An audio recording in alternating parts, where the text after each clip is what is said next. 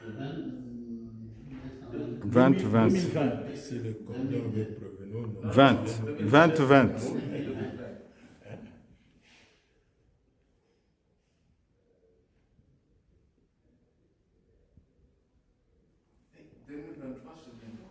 Tout à fait. Il faut aller là-bas, comme ça c'est plus. Très bien. Je suis un peu déçu.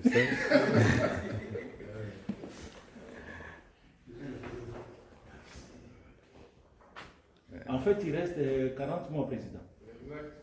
40 mois.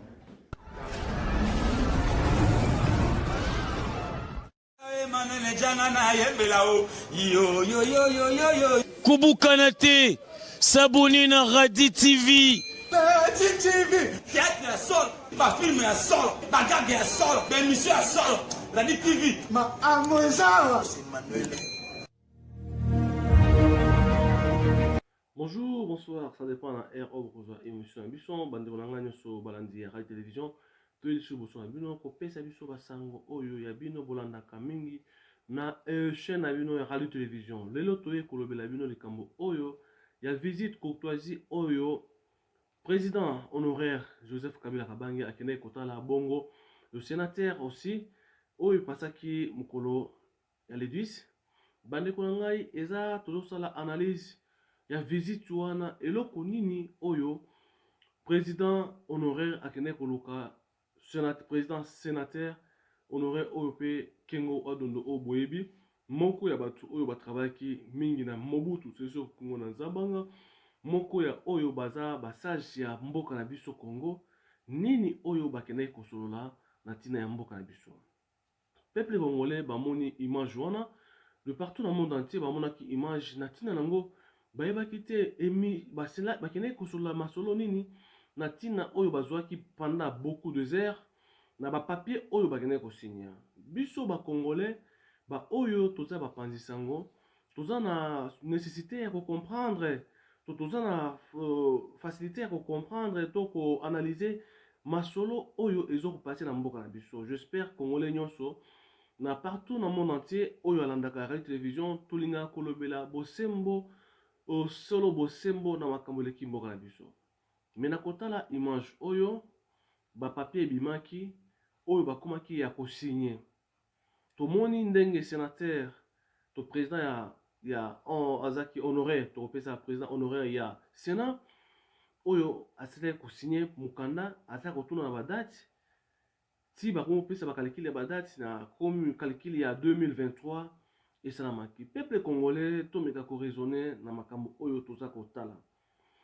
tomoni kala mingi te awa chaise ya sika ya FCC esalamaki oyo bongo ye moko président honoraire akendaki ko-inauguré oyo bato tu bamonaki babilili elekaki tomonaki surtout tomonaki yango me na komona makambo nyonso wana eloko nini eza kose préparé mpona 2023 biso na kati ya Congo to biso awa na kati ya télévision toza na mposa ya koéclaircir bato bacomprendre na mozindo ya likambo wana bato mingi bamonaki bilili wana me tolingi tomeka koyeba molai nango mpe toyeba nini eyo ezokobongisama mpona 2023 biso bacongolais toza na mposa Congo na biso ezwa elamba ya sika mpe emeka komata parceke bapasi tomonaki na bokonzi ya Joseph Kabila Kabange ndenge tobandaki koévolue na ndenge tozopase na moment oyo bapassion ya pouvoir na bango siko na makambo oyo baza koprépare na 2023 toyebi te nini oyo eza kobongisama ndeko na ngai na monde entier congolais nyonso ezali tomeka koyeba na ntina ya baémission na ntina ya bapréparation oyo baza koprépare mpona 2023 mabongisami wana ezali malamu mpona peuple congolais. Léon Kengo Adondo na signature oyo asigné na papier wana oyo eza agenda caché oyo toyebi te nde tolobi awa makambo ya minembwe bato basinyaki bakoro na bango eza ekala me lelo ekomi kosalama peuple congolais akostuka na nsima estce papier oyo esigname epai ya Léon Kengo Adondo eza accord to appui to bappuye Joseph Kabila po apase to alisala ate apose candidature na ye na 2023 toyebi te totunaki bato mosusu oyo bayi politique ya mboka toyebi soki moto aza sénateur en vie est ce que akoki kozala na opportunité ya kopose candidature lisusu balobi ezalaka pe ezalaka bien te bonayebi te constitution na biso elobi nini na baarticle yango concernant soki oza candidat to oza sénateur en vie eza moko ya bamituna oyo bakongole bakomituna mpona koyeba kobongisama na 2023 nini oyo peuple congolais ya kosatendre na yango toza kotia élément oyo eza video oyo elekaki le 10 octobre ya mois oyo bomeka kotala ndenge baza kosolola na ndenge sénateur en vie na président sénat oyo pe azali honoraire Léon Kionga Dondo na ndenge bapesi papier aosigné na ndenge makambo oyo eza koleka ndenge baosolola bolanda nanu après na nsima tozongela bino.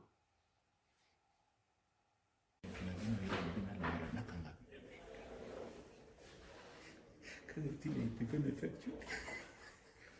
Terrible. Le général Kaloum n'est pas loin. Non, ça doit être ça. Non, plus bas. Plus bas, là. Je crois que c'est la première en bas. Il y a le big qui sont ici et lui est vraiment sur le bord du fleuve. Actuellement, il est à Moscou. Il paraît.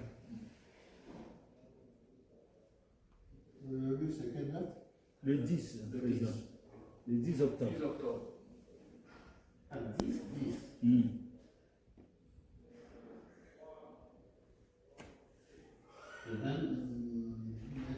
20.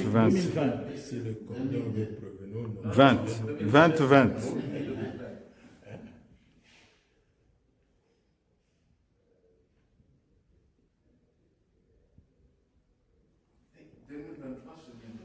Tout à fait. Il faut aller là-bas, comme ça c'est plus. Très bien. Ici, à te dessus.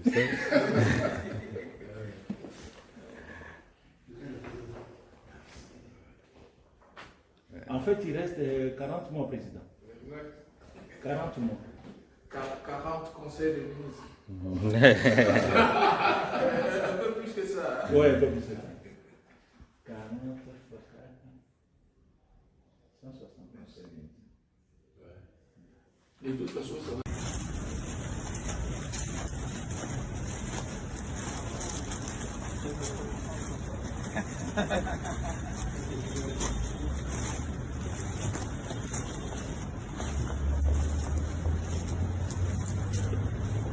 Ça prend déjà 30 personnes de nos capacités.